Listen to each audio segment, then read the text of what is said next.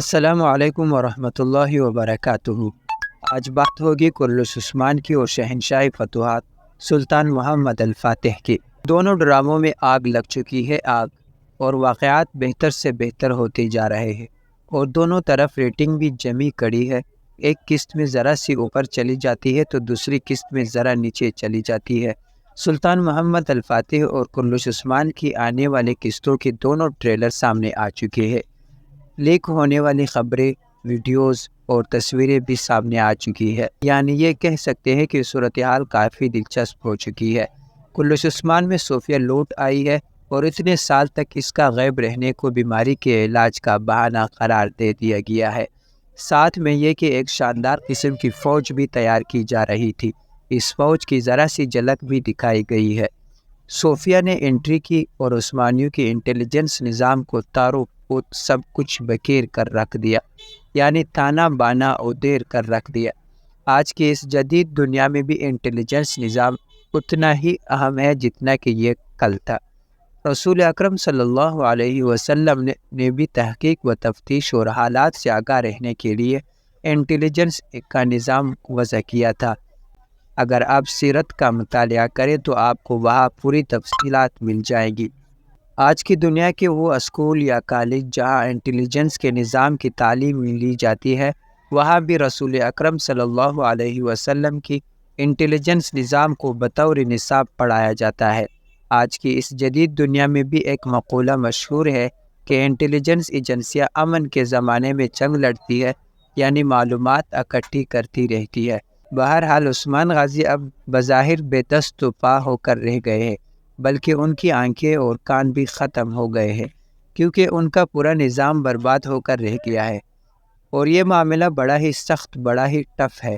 اب سوال یہاں یہ ہے کہ عثمان غازی اس کا توڑ کیسے کریں گے اور کس طرح پھر سے یہ انٹیلیجنس کا نظام قائم کریں گے؟ یہ ملین پاؤنڈز کا سوال ہے۔ اس کا جواب بہت آسان ہے اور کرلس عثمان کے ناظرین کو پریشان ہونے کی ہرگز ضرورت نہیں ہے، اور ہم آپ کو اس کا جواب فراہم کرتے ہیں۔ دیکھیے، اس سیزن کے شروع میں کئی سارے کردار شامل کیے گئے ہیں اور ان کے ساتھ ساتھ ایک پورا سارا کردار بھی شامل کیا گیا، یعنی البائی۔ محمد بزدار کی ڈراموں کی یہ خاصیت ہے کہ ہر سیزن میں کوئی نہ کوئی ایسے کردار ضرور رکھا جاتا ہے پر اصرار ہوتا ہے، اور تقریباً 4-5 یا پھر تقریباً 8 قسطوں کے بعد اس کے جو راز ہوتے ہیں یا اسے ایک ایک کر کے کھول دی جاتی ہے۔ اور آپ کمال دیکھیے کہ عثمان غازی کے انٹیلیجنس نظام کی تباہی سے چند روز قبل ہی البائی کو بطور جاسوس بورسا بھیجا جاتا ہے۔ حالانکہ البائی ہے کون؟ گھوڑوں کا خیال رکھنے والا ہے، تو اتنے اہم اور موت کے منہ میں جانے والے کام کے لیے کسی بااعتماد، بھروسہ مند اور قریبی ترین شخص کا انتخاب ہونا چاہیے تھا، مگر یہاں ایسا نہیں کیا گیا۔ 2 قسطیں پہلے ہی جرپوتائی نے البائی کو ڈانٹتے ہوئے دور جانے کے لیے کہا تھا، یعنی نہ تو وہ بااعتماد ہے، نہ بھروسہ مند ہے، اور نہ ہی وہ قریبی شخص ہے۔ یعنی آپ یہ کہہ سکتے ہیں کہ ایک اجنبی کو جاسوس بنا کر روانہ کر دیا گیا، اور وہ اجنبی بھی اتنا ماہر ثابت ہوا کہ ایک دم اندر گھس بھی گیا، جگہ بھی بنا لی اور معلومات بھی فراہم کرنے لگا، بلکہ عثمان غازی کے بورسا میں گھسنے اور ارکادیوس کو مارنے کی اہم ترین مہم میں بنیادی کردار ادا کرتا ہوا نظر آ رہا ہے۔ یہ ساری چیزیں بتاتی ہے کہ البائی کوئی عام شخص نہیں ہے۔ اب تک ڈرامے میں اس کا تعارف سنگرتکین کے پوتے کے طور پر ہوا ہے، مگر یہ تعارف ادھورا ہے، اور اب آنے والے قسطوں میں یہ تعارف آہستہ آہستہ مکمل ہو جائے گا۔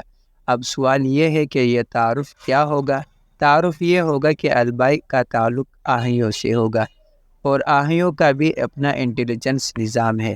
یہ تو آپ کرلس عثمان میں بھی اور اس سے پہلے دیرلش ارطغرل میں بھی دیکھ چکے ہیں۔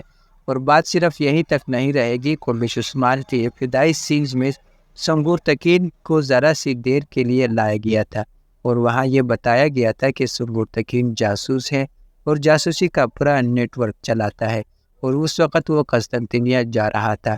اب یقیناً البائی اس جاسوسی نیٹ ورک کا سربراہ ہوگا، اور یا پھر اگر سربراہ نہیں ہے تو اس پورے نیٹ ورک سے آگاہ ہوگا۔ اس کے جاسوس چھپے چھپے اور کونے کونے تک پھیلے ہوئے ہوں گے۔ جہاں تک ہمارا خیال ہے تو البائی کے قبیلے آمد کی وجہ بھی یہی ذمہ داری رہی ہوگی یعنی اس انٹیلیجنس نیٹ ورک کو عثمان غازی کے حوالے کرنے کے لیے، یا اگر عثمان غازی کے نہیں تو کسی بااعتماد بھروسہ مند، کسی بہت ہی مضبوط اور طاقتور شخص کے حوالے کرنے کے لیے، تاکہ یہ نظام اپنی جگہ پر باقی رہے اور مسلمانوں کے کام آتا رہے۔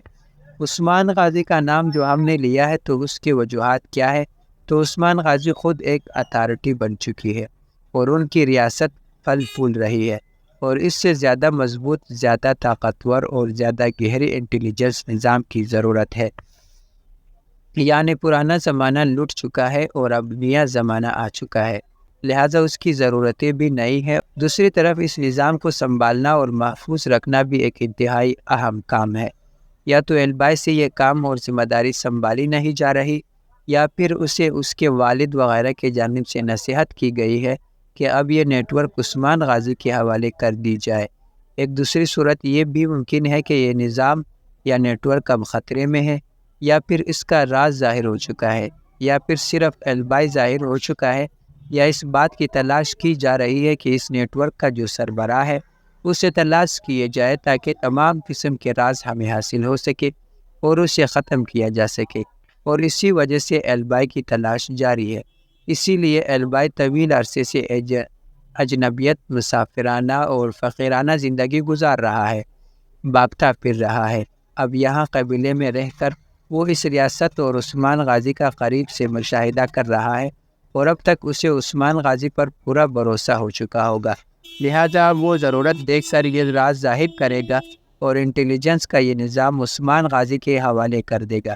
دوسری طرف آپ نے پہلے ٹریلر میں دیکھا کہ فاطمہ یوسف اور سنجار گرفتار ہو چکے ہیں، جن پنجروں میں وہ قید ہے اس بارے میں ہم آپ کو پہلے ہی ویڈیو میں بتا چکے ہیں۔